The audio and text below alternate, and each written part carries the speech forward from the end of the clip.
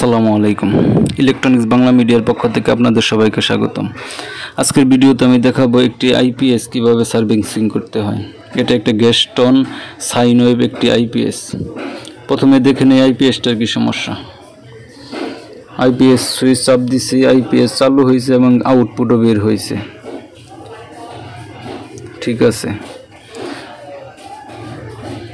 এখানে আমি 100 ওয়াটের একটি বাতি লোড দিয়েছি।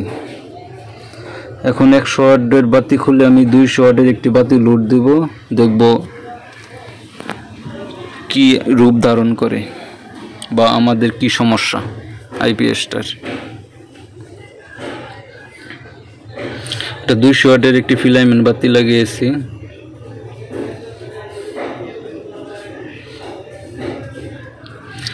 আইপিএস চেক করার জন্য আসলে ফিলামেন্ট বাতিগুলোই পারফেক্ট। আইপিএস সুইচ অন করলাম, দেখুন সাথে সাথে কিন্তু ওভারলোড চলে আসছে, আমাদের আউটপুট নেই,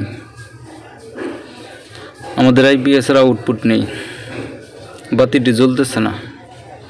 এই আইপিএসটার মূল সমস্যা হলো ওভারলোড। 100 ওয়াট পর্যন্ত লোড নেয়, কিন্তু এর উপরে লোড দিতে চাইলে নেয় না। এটা আমি আবার 100 ওয়াটের একটি বাতি লাগিয়েছি দেখার জন্য যে আসলে সমস্যা কোথায়। 100 ওয়াটের বাতি ঠিক আছে, কিন্তু 100 ওয়াটের উপরে যখনই আমি লোড দিতে চাই তখনই আইপিএসটা ওভারলোডে চলে আসে। এটা আমি 200 ওয়াট বাতি লোড দিছিলাম, এটা লোড নেয় নাই, বাতিটি জ্বলে নাই।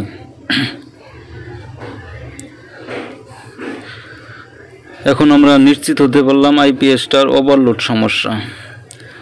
আইপিএস এর সার্কিটটি বাহির করব, বাহির করার পরে ভালো করে লক্ষ্য করে দেখব। আসলে ইলেকট্রনিক্স কাজের শতকরা প্রায় 80% কাজই চোখ দিয়ে দেখে আসলে কাজ করা হয়, আর 20% কাজ মিটার দিয়ে মেপে এভাবে করা হয়।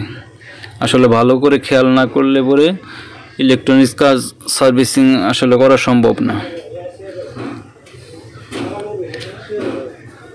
যে কোনো ইলেকট্রনিক্স পণ্য সার্ভিসিং করার সময় অবশ্যই সার্কিটটি আগে ভালোভাবে চোখ দিয়ে দেখে নিতে হবে যে আসলে কোথায় কোনো সমস্যা আছে কিনা, কোথাও পুড়ে গেছে কিনা, কোনো রেজিস্টর বা ক্যাপাসিটর ফুটে বা পুড়ে গেছে কিনা, এগুলো লক্ষ্য রাখতে হবে।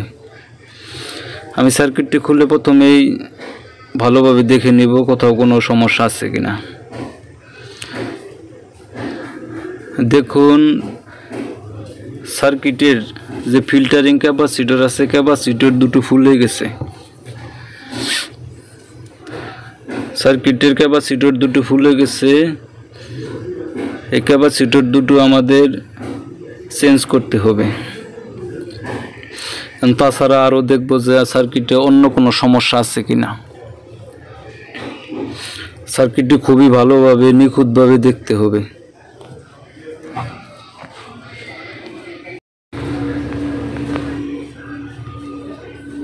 দেখুন সার্কিটে আমি আরেকটি সমস্যা দেখতে পাচ্ছি, মসফেটগুলো ঠিক আছে। দেখুন এই জায়গায় এসি আউটপুটের একটি পিন দেখুন পুড়ে গেছে। এসি আউটপুটের একটি পিন পুড়ে গেছে। এই পিনের জন্য এই সমস্যাটি হওয়ার সম্ভাবনাই বেশি। এই পিনের মধ্যে লুজ কালেকশনের জন্য সেই দিকে ক্যাপাসিটরটা ফুলে গেছে। যে কোনো ধরনের আরো বড় ধরনের সমস্যা হতে পারত। প্রথমে আমরা ক্যাপাসিটর দুটো চেঞ্জ করব, তারপরে এই পিন থেকে আমরা সরাসরি তার দিয়ে লাইন আউট করে দেব। যেহেতু পিনটা পুড়ে গেছে, এই পিনে লাগানো ঠিক হবে না। বাকি যে তিনটা পিন আছে, বাকি 3টা পিন ভালো আছে, শুধু আমরা একটা পিন ডিসকানেক্ট করে ওটা আলাদাভাবে আউট করে দেব।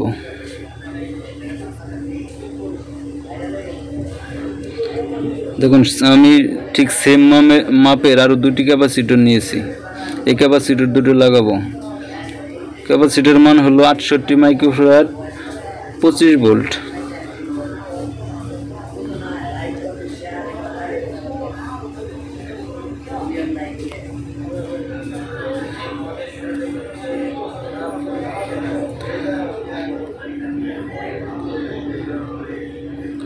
ক্যাপাসিটর দুটো আমি লাগাবো।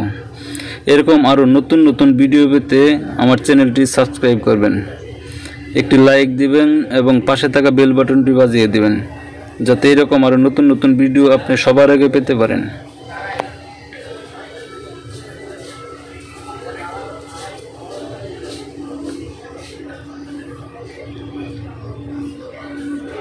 আমরা এখান থেকে তার দিয়ে সরাসরি আউট করে দেব, ওই কানেক্টর থেকে আর লাইন দিব না।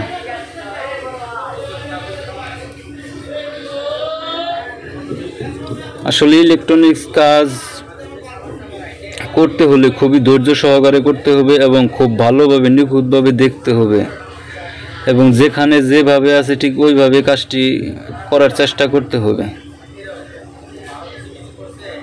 দেখুন কানেক্টর সহ পুড়ে গেছে। আমি তার টিকেটে নিচ্ছি, এটা আলাদাভাবে আমি লাইন করে দেব।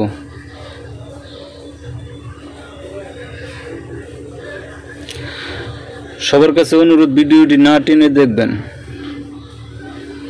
ভিডিওটি যদি টেনে টেনে দেখেন, আসলে শেষ পর্যন্ত কাজটা কমপ্লিট হলো কিনা সেটা বুঝতে পারবেন না, বা কিভাবে করলাম সেটা বুঝতে পারবেন না।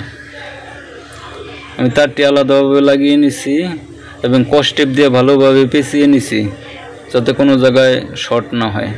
এখন আবার 200 ওয়াটের একটি বাতি লোড দিয়ে দেখব যে আমাদের আইপিএসটি ঠিক হলো কিনা।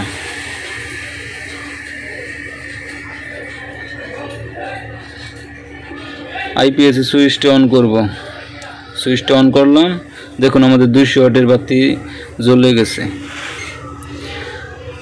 200 ওয়াটের বাতিটি জ্বলছে, তার মানে আমাদের মনে হয় আইপিএসটি ঠিক হয়ে গেছে। তারপরেও 200 ওয়াটের চাইতে আর একটু আমি বেশি লোড দিয়ে দেখব। এটা হলো 800 বিএ একটি আইপিএস, 1000 বিএ একটি আইপিএস। এটা 1000 বিএ একটি সাইন ওয়েভ আইপিএস। এটার থেকে 800 ওয়াট পর্যন্ত লোড দেওয়া যাবে।